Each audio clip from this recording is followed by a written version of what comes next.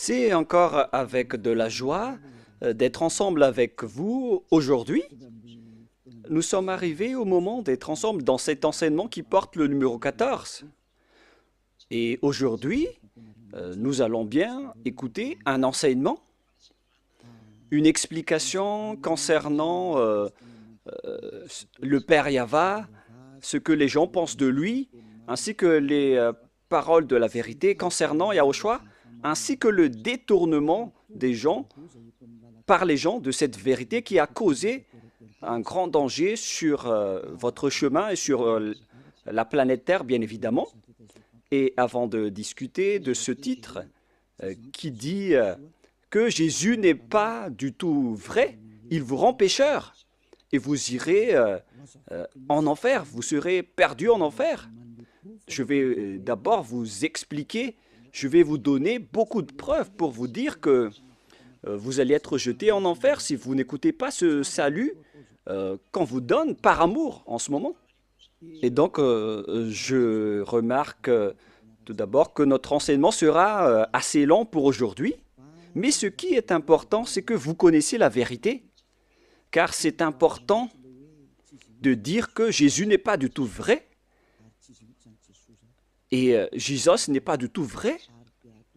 Il vous rend pécheur, et vous allez être perdu en enfer, selon ce titre, selon cette parole. Et donc, nous allons regarder la vérité sur cette parole pour aujourd'hui. Est-ce que c'est vraiment logique? La réponse, oui, c'est bien logique. Mais tout d'abord, je vais vous faire cette remarque.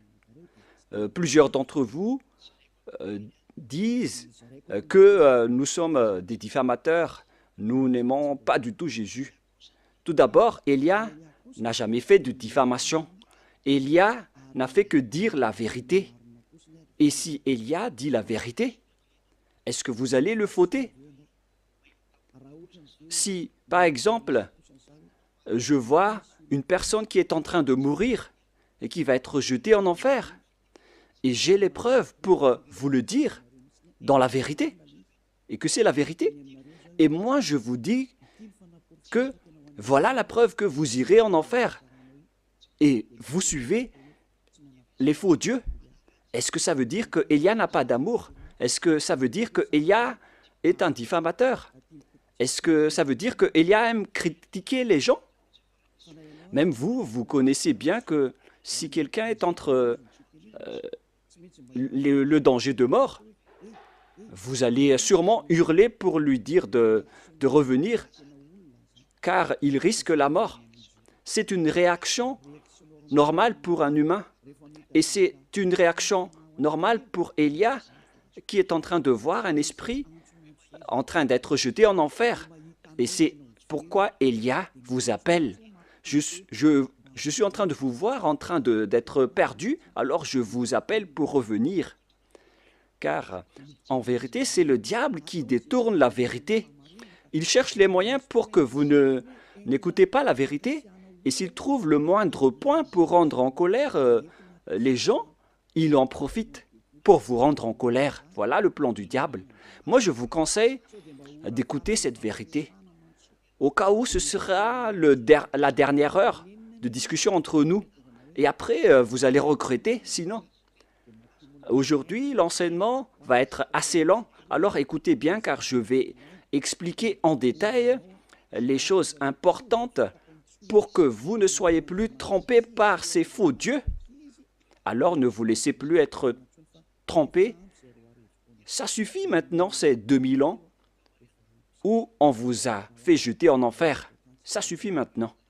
Nous allons donc maintenant entrer dans l'introduction concernant le fait de détester, de diffamer Jésus. D'ailleurs, Jésus, il est déjà mauvais car il jette les gens en enfer. Moi, je dis le danger qu'il vous a fait subir, ainsi que les tromperies que Jésus vous a fait. Nous allons commencer depuis le début.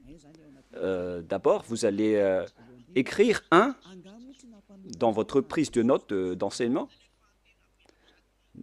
En fait, Jésus vous a rendu pécheur jusqu'à aujourd'hui et auparavant jusqu'à maintenant. Voilà la question pour vous. quiconque suit Jésus, moi je suis déjà allé en Inde, en Afrique, à Togo et aux Comores. Voilà les pays que Elia a déjà visités. J'ai déjà également visité l'Éthiopie.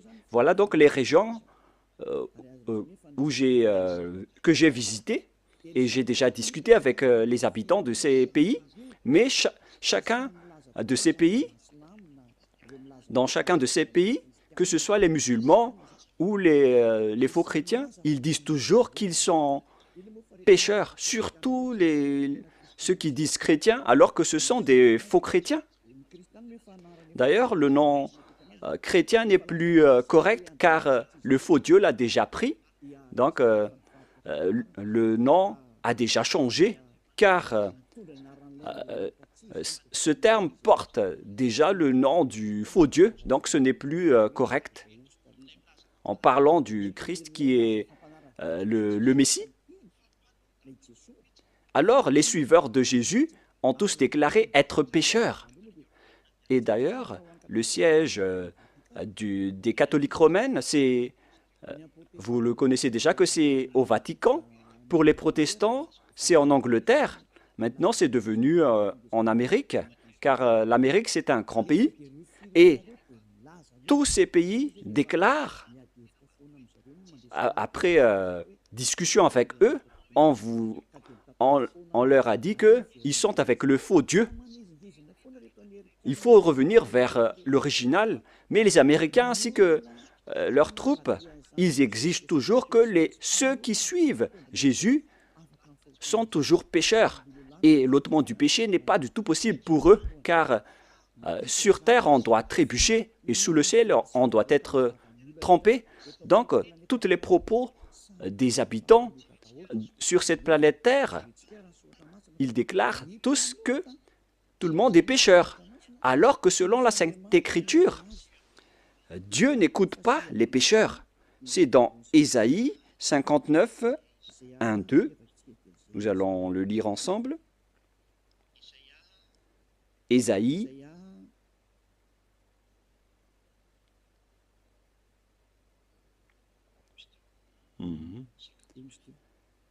59. Ésaïe 59, 1, 2. Voilà. Ésaïe 59, 1 et 2. Vous pouvez suivre à travers l'écran. Non, la main de Yahva n'est pas trop courte pour sauver, ni son oreille dure pour entendre. Mais ce sont vos crimes qui mettent une séparation entre vous et votre Dieu, et ce sont vos péchés qui vous cachent sa face et l'empêchent de vous écouter. Selon donc la Sainte Écriture, il est directement dit que Dieu n'écoute pas les pécheurs. Même les prophètes l'ont déjà dit, que le Dieu d'Abraham n'écoute jamais et ne veut jamais écouter les pécheurs. Le Dieu d'Abraham déclare bien qu'il n'écoute pas les pécheurs. La question qu'on vous pose, pour vous qui m'écoutez, qui vous a écouté pour vous qui croyez être des fidèles ou des croyants alors que vous êtes toujours pécheurs? Qui vous a écouté? Vous voyez maintenant le grand danger pour votre esprit après votre mort. Et moi, je ne suis pas là pour sauver votre chair. Votre chair, il n'y a pas de problème avec lui car après la mort, elle va redevenir poussière. Mais si Élia vous parle, c'est pour sauver votre esprit, pour être en vie éternellement. Et si vous voulez sauver quelque chose, ne sauvez jamais votre chair qui va redevenir poussière, sans solution, car elle est déjà condamnée à mort. Si vous voulez sauver quelque chose, il faut sauver celui qui peut vivre éternellement, c'est-à-dire votre esprit. Alors sauvez votre esprit. Et la parole que je vous donne en ce moment, c'est une parole pour sauver votre esprit. Donc mettez cette parole en introduction et non pas en numéro 1. Mettez en introduction d'abord car je vais vous expliquer en 1, 2, 3, 4 parties après. Il faut noter que c'est une introduction d'abord. Alors ici la parole est bien claire en disant que les malfaiteurs ainsi que les pécheurs, Dieu ne les écoute jamais. Cette parole est confirmée dans le prochain livre, dans 1 Jean. C'est dans 1 Jean, nous allons voir, pour la gloire de mon cher Père Yava et de mon cher Yahushua, c'est dans 1 Jean, chapitre 3, versets 5 et 6. Vous pouvez directement afficher, même si l'écriture est un peu petite. Or, vous le savez, il a paru pour ôter les péchés, et il n'y a point en lui de péché. Quiconque demeure en lui ne pêche point. Quiconque pêche ne l'a pas vu et ne l'a pas connu. Ici, donc, la parole de Dieu précise bien que quiconque pêche n'a jamais vu ce Dieu et ne l'a jamais connu. Vous ne l'avez jamais vu et vous ne l'avez jamais connu. Vous voyez bien que c'est un grand danger. Alors que Jésus ou Jesus, il vous a toujours enseigné que tous ceux qui sont avec lui sont pécheurs et ne sont jamais ôtés de vos péchés. Et d'ailleurs, il vous a encouragé en disant que Dieu vous comprenne en tant que Dieu. À quel moment Dieu comprend les pécheurs? Ici, il dit bien que quiconque pêche ne l'a pas vu et ne l'a pas connu. C'est-à-dire que c'est un grand danger. Un grand danger. Vous devez hurler en disant que votre chemin est en danger. Voilà, Élia, il a vu le danger. Il vous appelle pour revenir rapidement car vous faites fausse route. Vous allez être tué par les diables en enfer. Et dans le verset 8, il y a encore pire. Voilà ce qui est plus grave. Écoutez bien. Verset 8, 1 Jean 3, 8.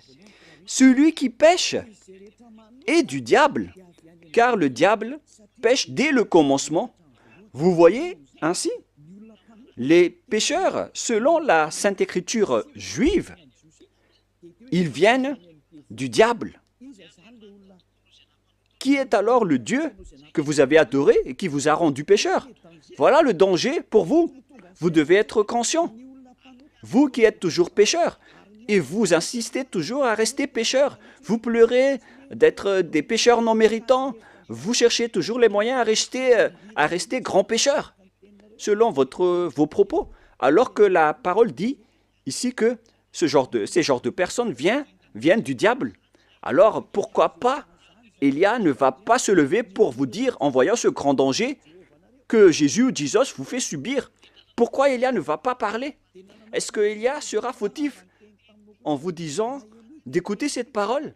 Car vous êtes sur le point de mourir. Et je vous ai donné la preuve. Est-ce que Élia serait fautif?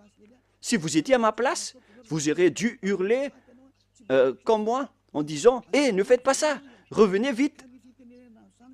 Et comment vous dites que si je dis ça, je diffame et je n'ai pas d'amour?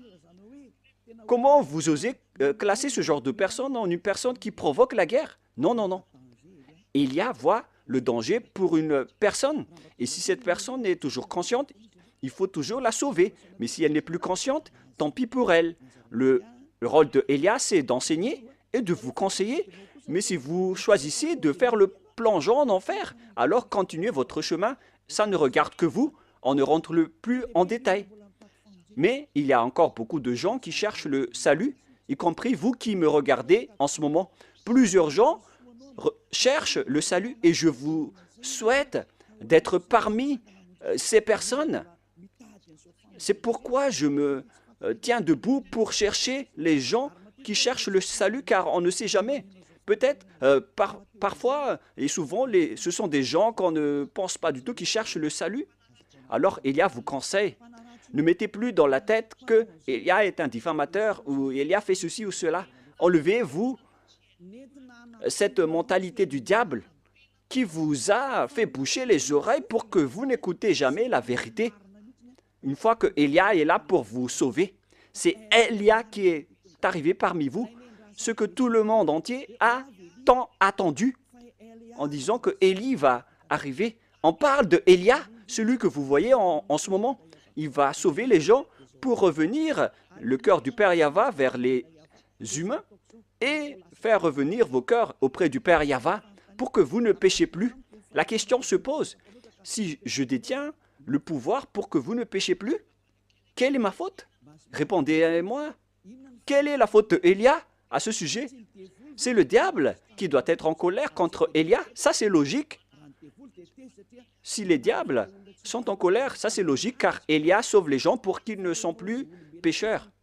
Mais si c'est un humain comme vous qui est en colère, alors sachez que vous avez pris la place du diable, alors ne faites pas ça. Ça ne vous apporte pas du bien. Pourquoi vous allez haïr la personne qui cherche à vous sauver? Il faut garder le silence si vous ne voulez pas et laisser les autres être sauvés. Si vous ne voulez pas être sauvé, tant pis pour vous, mais moi je vous le déconseille de le faire, hein, car c'est mal. C'est le diable qui a des points avec le péché, mais vous n'avez rien. Alors ne donnez plus des points au diable, sauvez votre esprit pour qu'il se retourne vers son Créateur, c'est-à-dire le Père Yahweh et mon cher Yahushua. C'est l'objet de cet enseignement, en vous disant que Dieu n'écoute pas les pécheurs. Et je précise bien la parole du vrai Fils de Dieu. Il s'appelle Yahushua. Voilà l'enseignement d'aujourd'hui qui sera assez lent. Moi, je vous préviens déjà, on va passer plus de 2 heures. Alors suivez bien, ne dormez pas avant, ne critiquez pas et réfléchissez bien. Et vous allez voir que c'est vraiment de l'amour que Élia vous donne. C'est du salut, de la preuve d'amour pour vous les humains qu'il existe un être qui cherche à vous sauver. Voilà Élia, il cherche à vous sauver. Je cherche tous les moyens pour vous sauver, pour que vous seriez délivrés des chaînes de ces diables qui iront en enfer. Vous allez être déchaînés de leurs mains pour que vous buvez la joie illimitée et sans cesse. Et si vous allez dire, mais on est déjà en joie, oui, vous avez de la joie. Mais vous connaissez toujours que ce n'est pas la vraie joie que vous avez. Vous pensez que ce sont les riches qui sont vraiment dans le bonheur et en joie, alors que vous voyez bien que les riches cherchent toujours le bonheur, même s'ils ont déjà des milliards de dollars entre les mains, ils ne se consolent jamais, ils cherchent toujours plus d'argent, c'est-à-dire que le bonheur n'est pas du tout dans l'argent. Les milliards de dollars ne donnent pas le bonheur et de la joie. Même si vous avez tout, vous n'avez pas la joie, car pourquoi vous cherchez toujours à augmenter vos richesses? Mais lorsque vous ne péchez point, vous avez vraiment la joie illimitée. Et c'est ce que les gens en Yahushua possèdent, qu'ils ne veulent jamais abandonner, car ils vivent dans cela. Et c'est la joie des gens ôtés des péchés que Élia vous partage. C'est ça le vrai bonheur. C'est la personne qui ne pêche plus, qui est la plus en paix sur cette planète Terre. Et si vous voulez avoir le bonheur et la paix, alors ne péchez plus et suivez Élia. Car Élia a été envoyé par Yahushua. Il est l'ambassadeur de Yahushua. Nous allons donc voir la parole du vrai Créateur, le Fils du vrai Créateur, Yahweh. Et le nom de son Fils, c'est Yahushua. Je vais encore vous les expliquer, le nom du Père Yahweh et Yahushua. Mais nous sommes encore dans l'introduction, même si c'est assez lent. On doit partir de là pour tout voir. On va voir donc la parole du Fils du vrai Créateur. Et le nom de son Fils, c'est Yahushua. C'est dans Jean chapitre 5, à partir du verset 14, si je ne me trompe pas. Jean 5, 14. Depuis, Yahushua le trouva dans le temple et lui dit, « Voici, tu as été guéri, ne pêche plus, de peur qu'il ne t'arrive quelque chose de pire. » Lorsque vous êtes bien avec ce vrai Dieu, alors répétez cette parole. « Ne péchez plus, car tu as été guéri déjà. Et si tu commets encore des péchés, le pire va t'arriver. » Cette parole est bien claire. Donc, quiconque pêche et qui revient toujours dans le péché, le pire va lui arriver. Et regardez dans votre propre vie, qui devient de plus en plus mal. Même les riches, ils ont toujours une mauvaise vie. Et plus leur richesse augmente, plus leur folie et leur mauvaise pratique augmentent. Car c'est l'argent qui est la source du mal. Et tous ceux qui cherchent activement l'argent vont sombrer dans la grande tristesse, alors que les faux dieux n'ont rien à faire, à part le miracle, les prodiges et les bénédictions. Et si vous allez dire, donc vous n'avez pas besoin d'argent? Non, je n'ai pas dit ça, mais il ne faut plus avoir ce genre de mentalité. Ce Dieu a dit qu'il faut que vous vous consolez de ce que vous avez entre les mains. Ne creusez pas toujours avec votre tête, car au final, vous allez faire autre chose, jusqu'à faire des trafics humains, des trafics d'argent, des trafics d'organes, des kidnappings, des escroqueries, car vous cherchez toujours de l'argent et ça, vous allez terminer ainsi. L'argent, c'est la source de tout le mal. Il faut se consoler de ce que vous avez. Voilà la meilleure situation. Cette parole dit qu'il ne faut plus jamais pécher. Tu as été guéri, ne pêche plus, de peur qu'il ne t'arrive quelque chose de pire. Mais regardez votre propre chemin. Vous qui dites que vous avez été guéri par Jésus, vous avez eu ces bénédictions. Où est-ce que vous êtes allé? Est-ce que vous êtes déjà ôté des péchés? Alors que le Fils de Dieu, le vrai Fils de Dieu, a dit qu'il ne faut plus jamais pécher. Mais Jésus ou Jesus n'a jamais réussi à faire cela. Il faut juger juste. Est-ce qu'il a réussi à faire cela ou pas? Et vous allez tous dire, y compris vos religieux pasteurs et prêtres, ils ont toujours déclaré dans l'émission de la télévision de Yahushua qu'aucune personne ne peut être ôtée de ses péchés. Voilà, lorsque vous adorez Jésus ou Jesus, alors que la Sainte Écriture dit qu'il ne faut plus jamais pécher. Vous voyez la contradiction? C'est la preuve que Jésus n'est pas du tout vrai. Il vous rend pécheur et il vous jette en enfer. Élia vous dit aujourd'hui de quitter ce faux Dieu. Je vous attire, vous tous qui êtes conscients, ne mettez plus les pieds dans leurs églises. Ce n'est plus correct, mais si vous voulez tuer votre âme en enfer, alors continuez ainsi. Car le péché vient du diable et le diable habite en enfer. Moi, j'ai été envoyé pour vous ramener au ciel des cieux et c'est normal que je vous dise de ne plus aller avec ces faux dieux. Et les gens que Élia appelle, ce sont les gens qui veulent être sauvés. Si vous ne voulez pas être sauvés, alors ne suivez pas mes paroles. Mais les gens qui veulent être sauvés, ils écoutent la parole de Élia et il dit, mais comment réfléchir à cette parole qui dit qu'il ne faut plus pécher alors que j'étais toujours pécheur? La comparaison oblige. L'autre dit qu'il faut pécher et l'autre dit qu'il ne faut plus pécher. La logique, c'est de suivre celui qui ne pêche plus. Voilà la vérité. Automatiquement, la décision, c'est de vous rapprocher de celui qui ne pêche plus. Et celui qui a porté cette parole, c'était seulement Élia sur votre planète Terre. Et on m'a persécuté pendant 40 ans, pendant que j'ai fait les œuvres de Yahushua à ce sujet. On m'a persécuté. C'est pour vous dire que Élia est venu par amour, mais ce sont les diables qui le détestent et qui vous rendent en colère. Alors ne vous laissez plus être provoqué. Écoutez la vraie parole maintenant. Écoutez la parole de Élia. Élia est arrivé pour vous sauver, pour vous donner la joie éternelle, pour que vous reveniez vers votre vrai Créateur qui s'appelle Yahushua. Et je vais encore ajouter une autre parole, car cette parole a été répétée 2 fois et non pas seulement une fois. Selon Jean, chapitre 8, Jean, chapitre 8, à partir du verset 11, nous allons lire ensemble. Quelle était encore la parole du Fils de Dieu à ce sujet? Elle répondit, « Non, Seigneur. » Et Yahushua lui dit, « Je ne te condamne pas non plus. Va, et désormais, ne pêche plus. » Cette parole est revenue 2 fois en disant « Ne pêche plus ». C'est ça donc qu'on doit suivre. Et Élia possède cette qualité ainsi que tous ceux qui suivent Élia. Il ne pêche plus.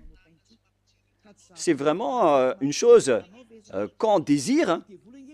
Ce sont les diables qui détestent cela. Alors que c'est une bonne chose pour tout humain. Et Élia appelle les humains. Car vous cherchez ça en allant à l'église. À quoi bon d'aller à l'église? Votre objectif d'aller là-bas, c'est de ne plus commettre de péché. Mais puisque en allant là-bas, vous avez cherché des miracles et des prodiges, alors c'est normal que vous n'avez pas vu la vérité, car l'endroit que vous fréquentez, c'est avec Jésus et Jésus. Et sachez que le plan de ce Dieu n'est pas pour faire des miracles ou des bénédictions, mais son sujet, c'est le péché. Mais alors, si vous avez le miracle, si vous êtes guéri, si vous restez toujours pécheur, alors ça ne sert à rien. Si vous êtes pécheur, alors vous n'êtes pas avec ce vrai Dieu. C'est logique que vous êtes avec le diable. Même vous-même, vous allez prendre une décision que c'est la bonne réponse, que Dieu n'écoute pas les pécheurs. Alors, qui vous écoute dans votre église? Est-ce que vous avez déjà posé cette question? Car si c'est celui-là le vrai Dieu qui n'écoute pas les pécheurs et que les pécheurs viennent du diable, alors l'endroit que vous fréquentez, c'est un endroit qui appartient à qui? Et vous vénérez qui? Vous priez à qui? Le schéma est très grave. Ce n'est pas de la diffamation. Si vous réfléchissez bien, vous allez déduire que la parole de Élia est vraie. Vous devriez même remercier Élia, car Élia est venu pour vous sauver. Et mes paroles ôtent les péchés que les autres religions n'ont pas réussi à faire jusqu'à maintenant. Ce sont seulement les envoyés du ciel des cieux qui peuvent sauver les gens, comme Yahushua, mon cher grand frère. Mais vous, entre humains, entre pécheurs, comment est-ce possible que vous allez réussir à vous délivrer entre vous-mêmes? Par exemple, entre prisonniers, vous êtes prisonniers ensemble. Comment l'autre prisonnier peut vous libérer? Il faut que c'est une personne venant de l'extérieur qui vous libère. La personne qui est prisonnière avec vous reste collée avec vous en prison. Et pareil, ce sont les personnes qui ne sont pas pécheurs qui peuvent sauver les gens pécheurs. Ça, c'est logique. Ce sont les gens à l'extérieur de la prison qui peuvent libérer les gens à l'intérieur de la prison et non pas les gens qui sont à l'intérieur de la prison. Ce ne sont pas les personnes pécheurs qui peuvent sauver les autres personnes pécheurs. Ce sont les envoyés, les êtres qui ne sont pas pécheurs, qui peuvent sauver les personnes pécheurs. C'est pourquoi Élia est arrivé. Alors, n'écoutez plus les faux dieux, car au final, ce vrai Dieu va être en colère contre vous, car on est en train de vous sauver. Pourquoi vous faites encore de grands propos? Maintenant, nous allons entrer dans la deuxième partie, après cette explication, après cette corps d'introduction, qui a dit que Dieu n'écoute jamais les pécheurs.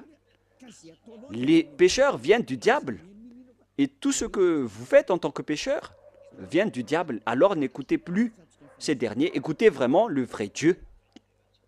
Maintenant, nous allons expliquer le sujet concernant le Dieu Père que vous avez changé en Jéhovah ou Yahou pour certains. Mais c'est quoi ce pire danger que vous avez fait? Pourquoi Élia vous parle de ce grand danger? C'est vraiment pire, car le Dieu d'Abraham, il a sorti la parole comme quoi il ne faut jamais profaner son nom. C'est vraiment un pire danger, donc, de changer ou de transformer son nom. Certains disent que ce n'est pas le nom qui est important, c'est la parole qui est importante. Il y a certains qui disent cela en appuyant avec des versets. Si c'est la parole de notre... sachez que la parole de notre Père est incontestable. Et c'est d'ailleurs sa parole qui a dit qu'il ne faut pas profaner son nom. Alors c'est la parole elle-même qui a priorisé et qui a privilégié le nom. Si on va lire le livre d'Ésaïe,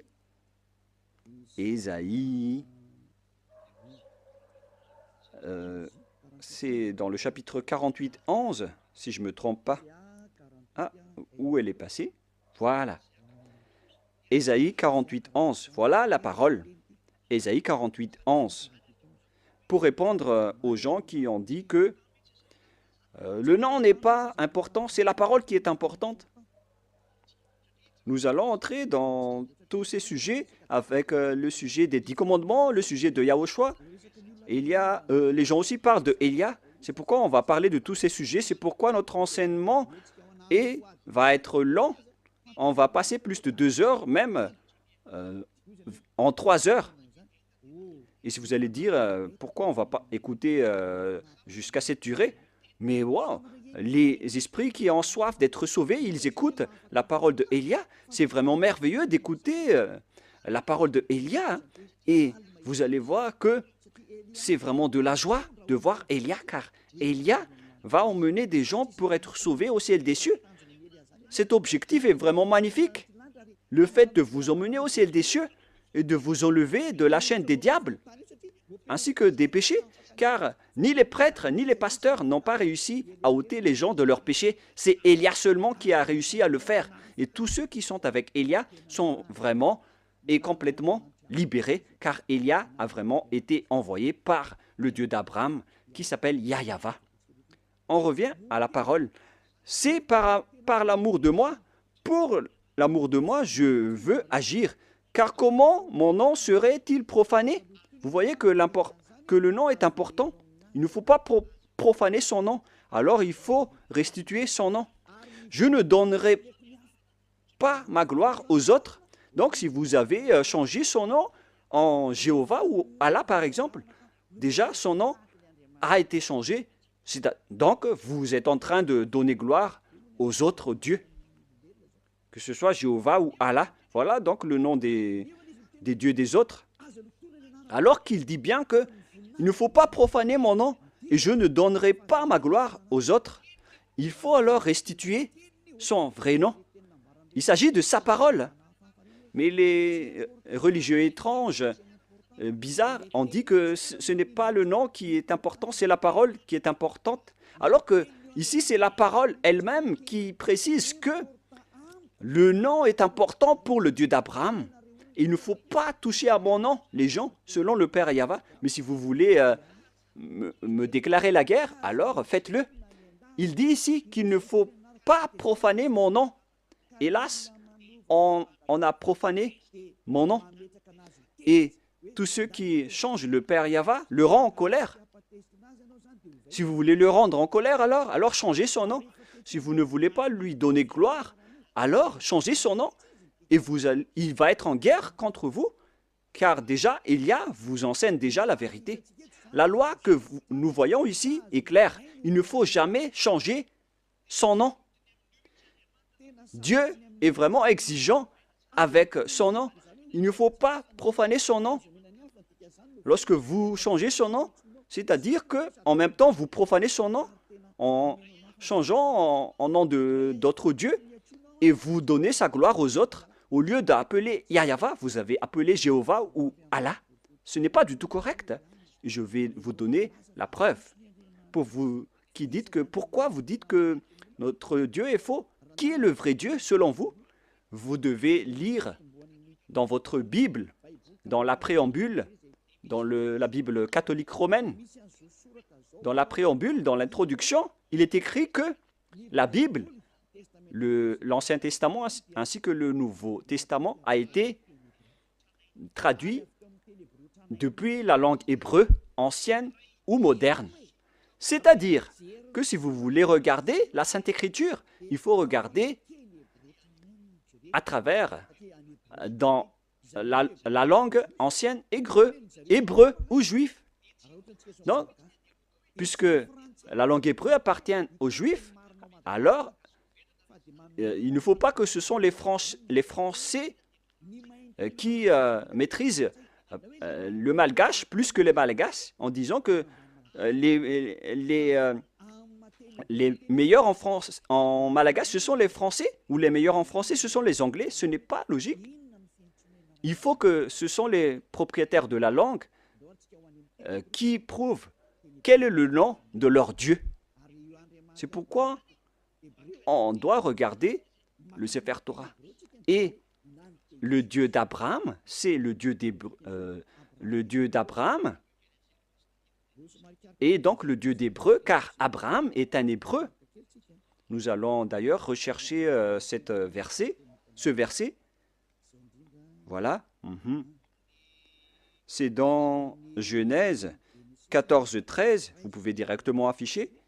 Genèse 14, 13. Un fuyard vint l'annoncer. Genèse 14, 13. Un fuyard vient l'annoncer à Abraham, l'Hébreu, celui qui habitait parmi la chaîne de Mamré, l'Amorin, frère d'Escol et frère d'Aner. On voit bien ici que Abraham est hébreu. Donc, si vous voulez voir le nom du Dieu d'Abraham, il faut donc revenir vers la langue hébreu ou la langue juive.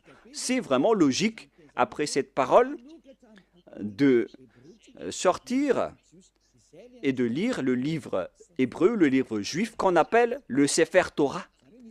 Le Sefer Torah, ce sont les livres écrits par les sophères, c'est-à-dire les écrivains. Les Sephers, ce sont les écrivains de la Torah. C'est pourquoi on appelle le livre Sefer Torah. Le Sefer Torah parle donc, dans la langue juive, le nom de ce Dieu. Et Élia possède le Sefer Torah. Et le Sefer Torah de ces Juifs a été fait par succession d'héritage. Et au final, ils ont été écrits par les scribes à l'époque de Néhémia, d'Esther. Et au final, on a vu aussi l'époque des Maccabées. Ce sont tous des écrivains qui se sont succédés. Et on appelle ces écrivains les Massorètes ou bien les Massoras. Ce sont donc les porte-paroles, des porte-paroles qui ont écrit les livres après les anciens livres qui ont été détruits. Donc, parmi les Juifs, il y a des intellectuels qu'on appelle les Massoras ou les Massorètes. Dans le Sefer Torah, dont ils ont écrit le Sefer Torah, et le plus ancien se trouve vers moins 200 avant l'an 0, alors que la parole qui a été écrite en moins 200 existait déjà vers moins 1000 ou moins 2000, c'est-à-dire à l'époque d'Abraham. Je vais vous montrer toutes les paroles à ce sujet en langue hébreu. Donc, si on veut regarder le nom, alors on ne doit pas le regarder en Angleterre ou en Amérique. D'ailleurs, les chercheurs mondiaux, les chercheurs dans ce monde ont déjà trouvé l'appellation de ce Dieu jusqu'à aujourd'hui. Et tout le monde connaît que l'appellation du nom de ce Dieu vient de Yod, He, Vav, He. Ou bien, selon les gens, YH, WH. Et je rectifie directement, le bon terme c'est YHVH et non pas YHWH. Nous allons d'abord, je vais d'abord vous enseigner, après nous allons enseigner le livre hébreu. Nous allons donc, je vais d'abord vous enseigner d'abord. Tout le monde connaît ces lettres avec Yod, He, Vav, He. On parle du tétragramme selon les intellectuels, les docteurs et les professeurs. Mais ce qui est étonnant, c'est qu'il ne sait rien le lire. Où sont passés les doctorats et les professorats des théologiens? Sachez que les pécheurs n'ont pas été autorisés de connaître la vérité, car les pécheurs n'ont jamais vu et n'ont jamais connu ce vrai Dieu. C'est logique, donc ils ne connaissent rien. Ils doivent attendre Élia pour enseigner. C'est pourquoi on entre dans l'enseignement. Comment on lit ceci? Voilà le Yod. Les Juifs lisent de droite à gauche. Voilà donc le Yod. Voilà le He, selon eux. He ou H. Et celui-là, c'est un V, selon eux. V. Vav, selon eux. Vav. C'est-à-dire V-A-V.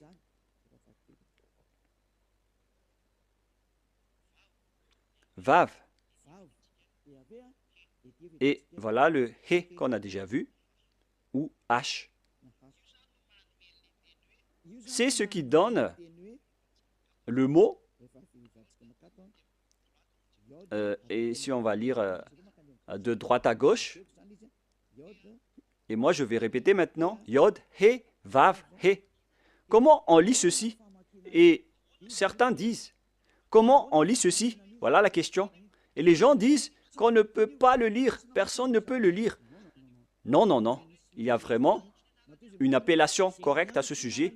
Il a dit que quiconque appelle le nom de Yahva sera sauvé. C'est dans le livre de Joël, si je ne me trompe pas. Celui qui appelle le nom de Yahva sera sauvé. Alors il faut appeler ce nom. C'est ce que ça veut dire. Nous allons voir cette parole. Car moi, je vous donne toujours les preuves. Nous allons devoir rechercher un peu.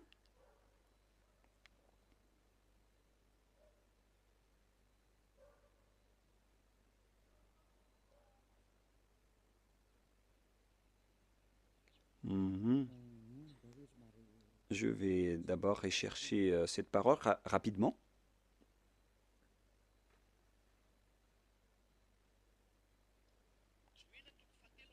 Joël chapitre 2, verset 32. Vous pouvez déjà afficher.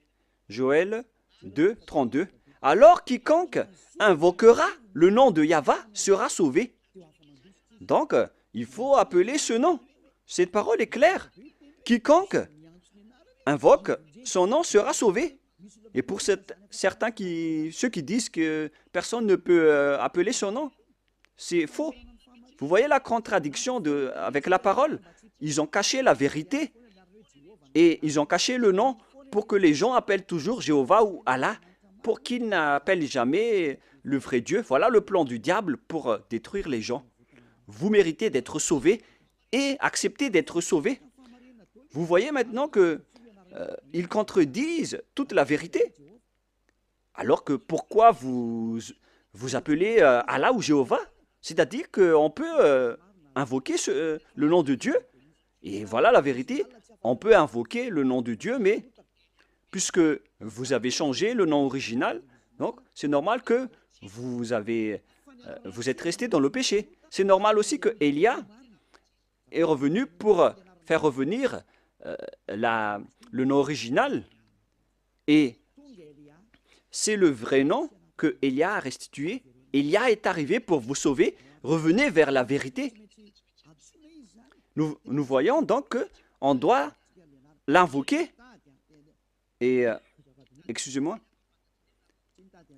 Élia n'a pas besoin de le chercher. Il connaît le nom de son père qui a envoyé Élia. Je connais celui qui m'a envoyé. Je connais son nom.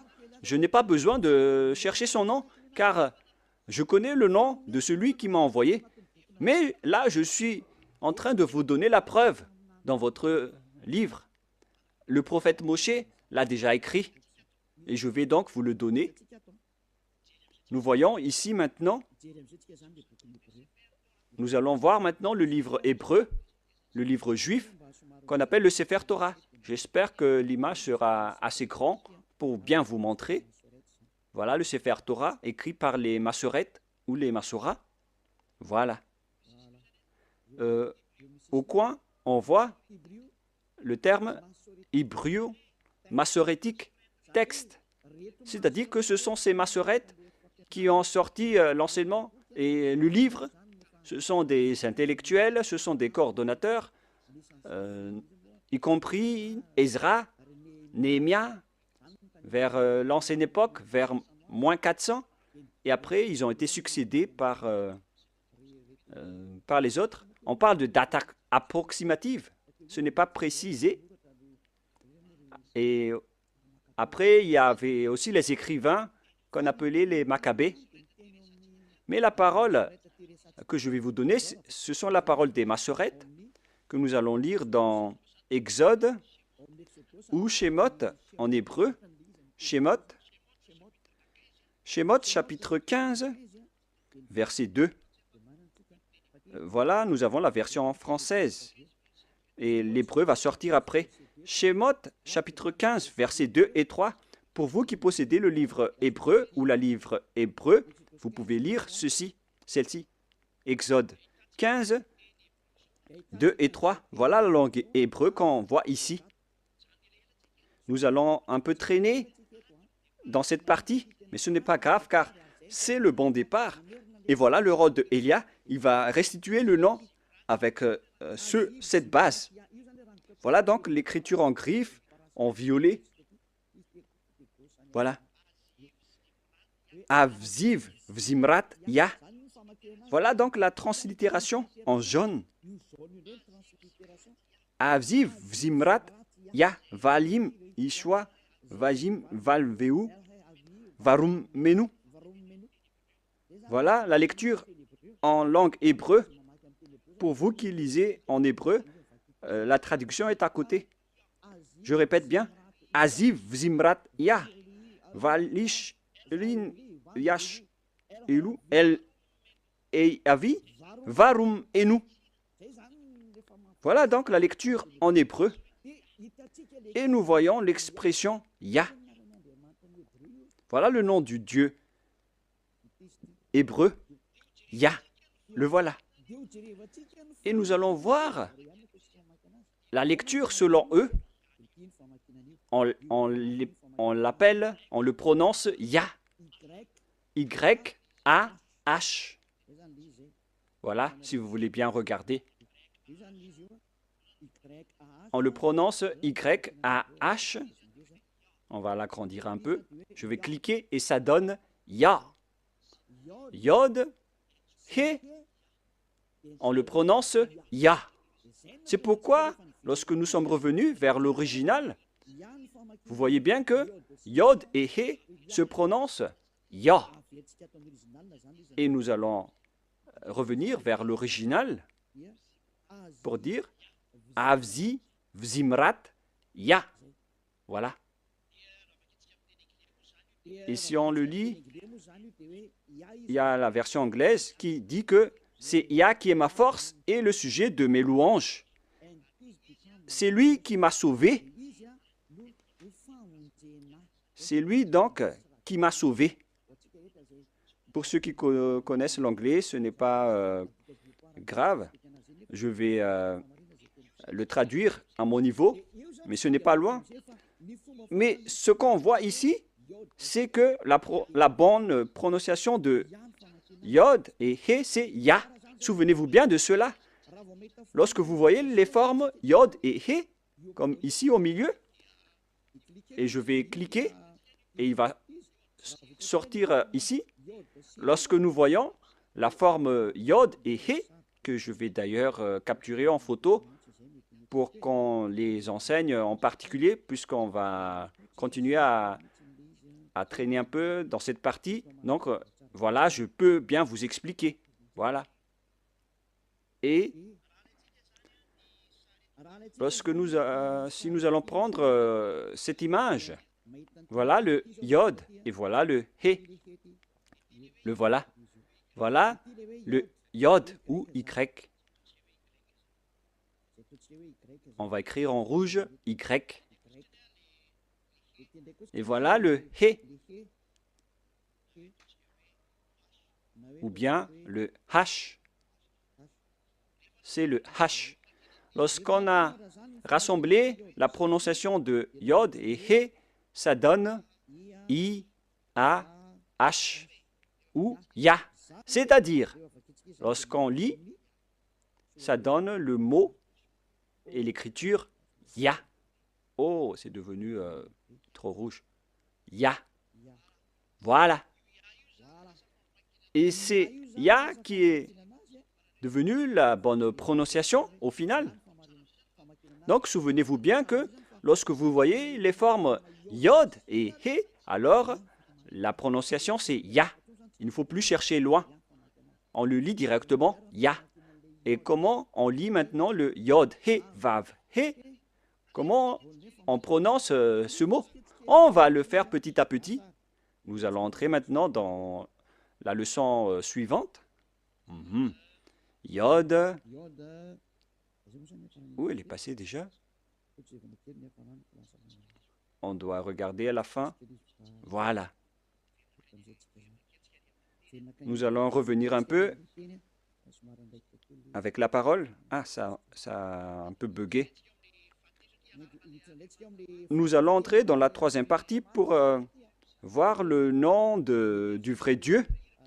Il a dit, Yah est ma force et le sujet de mes louanges. Et dans le livre des psaumes, on dit Alléluia. Pour donner gloire au Père Yahva, on dit Alléluia. C'est-à-dire gloire au Père Yahva. Il n'a jamais dit que c'est Alléluia.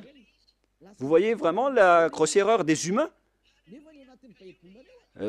Ça a été transformé en Alléluia, alors que dans votre Bible, c'est Alléluia. Et le nom du Père Yahva, son vrai nom, c'est Yahva. Donc, on va lire l'autre nom, car on a déjà vu Yah. Vous voyez donc, à travers cette remarque, avec le Alléluia, que son nom, c'est vraiment Yah. Voilà donc, en troisième partie, on parle ici de Yahva Shmo.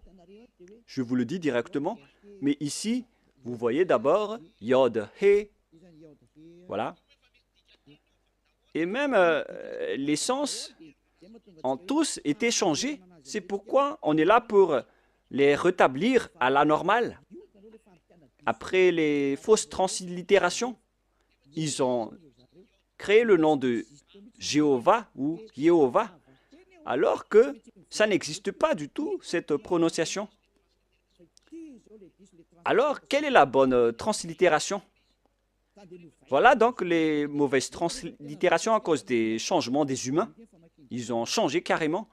Alors, on voit dans le verset 3, la lecture juive, c'est Yahva. La lecture de Yod He Vav He, que je vais prendre en photo également pour vous lire, c'est vraiment facile. Hein? Une fois que vous avez connu cet enseignement, vous allez être ôté de vos péchés et vous ne péchez plus jamais. C'est le rôle de Elia de vous restituer la vérité pour que vous la connaissez. Nous allons continuer maintenant. Voilà le Yod He que nous allons écrire en rouge. Voilà donc le sens. Et nous savons tous que Yod et He veut dire Yah. On n'en parle plus. C'est déjà clair. Jusque-là, on connaît que c'est Yah. Et qu'en est-il du Vav et de He? Vav ou W, A et H. Yahva. Comment on prononce ce W? Car il y a des gens fous qui ont créé Yahvé et certains ont aussi créé Jéhovah ou bien Yahou. Quelle est la bonne prononciation selon les Juifs de ce W? On pose la question à ce W, quelle est ta bonne prononciation? Car tous les humains sont en réflexion à ce sujet. Elia ne réfléchit plus à ce sujet car j'ai déjà connu ce nom depuis chez nous. C'est pourquoi mon nom, Ziadia Elia. Ce nom ne vient pas de chez vous, ça n'existe pas chez vous. C'est un nom qui vient de chez nous. Ziadia Elia. Et nous vous enseignons le nom de celui qui nous a envoyé, le Dieu Père qui est assis sur sa grande trône, la grande lumière qui nous a envoyé, notamment Elia qui est arrivé parmi vous, qui vous dit la vérité et qui vous restitue la vérité qui est écrite dans votre livre. Voilà ce qui est écrit, mais que vous avez changé en autre chose. Il est bien précisé que la parole dit que c'est Yahva Shmo. Comment on lit vraiment le W en hébreu? Car on a déjà vu Yah, on a déjà vu Va. Est-ce que c'est Wa, la prononciation, comme avec les Anglais, ou est-ce qu'on le prononce Va? Et moi, je vous donne déjà la réponse que la bonne prononciation, c'est Va. Là, c'est clair.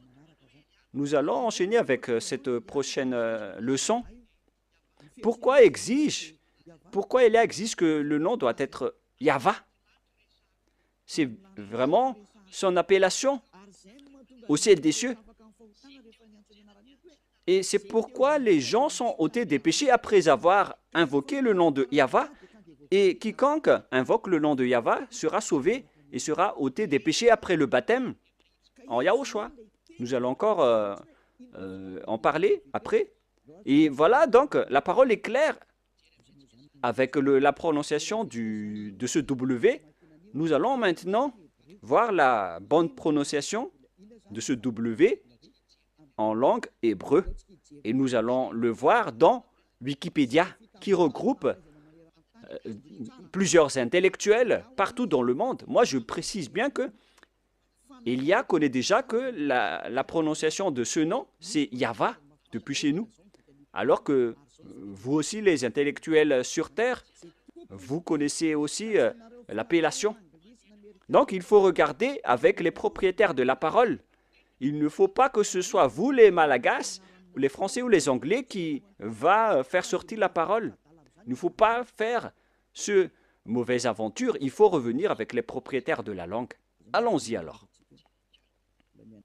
Patientez un peu car je vais encore chercher le verset. Ah, je l'ai encore égaré.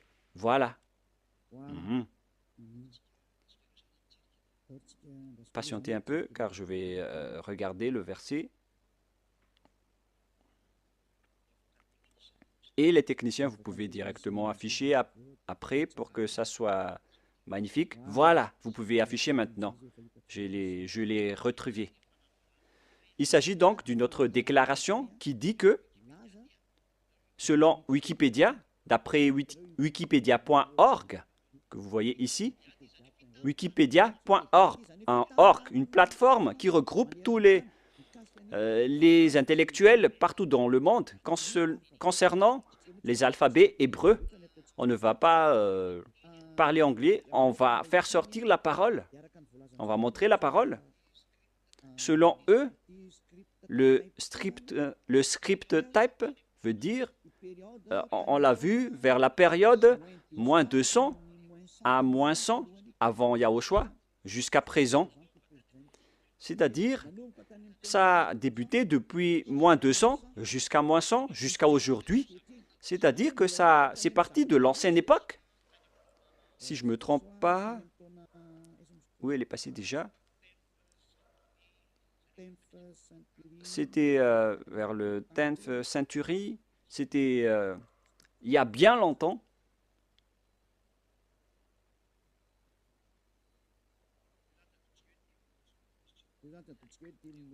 On va partir de ce second, c'est-à-dire vers moins 200, moins 180, moins 170, moins 150, jusqu'à moins 100, moins 80, moins 70, jusqu'à aujourd'hui, jusqu'à maintenant. Voilà la parole de tout à l'heure. On va réafficher, au cas où vous n'avez pas vu. Période 50 first century avant Yahushua, jusqu'à maintenant, jusqu'à aujourd'hui.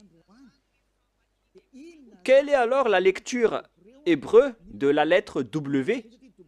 Car c'est W qui est écrit là, alors que ce n'est pas un W, c'est V. Est-ce que c'est clair pour ceux qui écoutent? Nous allons lire la translittération ici en bas pour ne pas perdre notre temps. Alphabet, prononciation.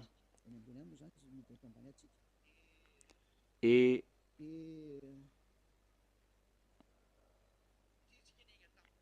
puisque nous sommes partis des dates jusqu'à aujourd'hui, comment garder l'appellation, la prononciation de la lettre W jusqu'à aujourd'hui? Si ça existait déjà depuis moins 200 et depuis l'ancienne époque, comme je vous ai déjà dit, avec l'époque de Néhémie, de Ezra, vers moins 300, moins 400. Et pourquoi, vous qui êtes récent et récemment arrivé, pourquoi vous dites qu'on va le changer ainsi? Mais si vous n'êtes pas ôté des péchés, sachez que vous irez en enfer. Moi, je vous montre la vérité en ce moment. Alors, nous allons voir comment on lit ce W. Voilà. Ici, on voit le Vav, la lettre V. Le trait que je vous ai enseigné, du côté gauche, on le prononce V.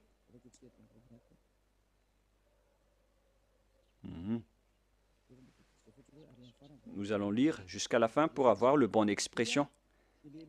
I.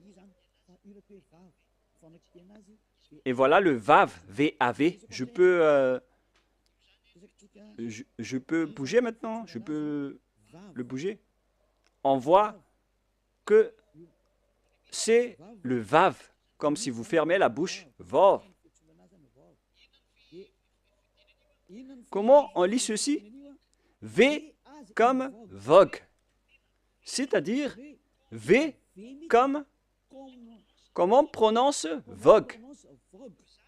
Donc, la forme Vav, on la prononce vraiment en V comme vogue. Voilà donc la prononciation. Dans ce coin, on voit les prononciations et on voit ici que la prononciation de Vav, que ce soit en hébreu ancien ou moderne, la propriétaire de la langue ont tous précisé qu'on le prononce V. Alors ne faites pas de mauvaises aventures en disant que c'est Yahou qui est le nom du Dieu Père. C'est le diable qui a dit cela. Et d'ailleurs, vous n'êtes pas ôté de vos péchés. Vous transgressez la loi. Et si on a vu que V comme vogue se lit V, alors le Vav veut dire V. Et si certains vont dire que ça peut changer en autre chose,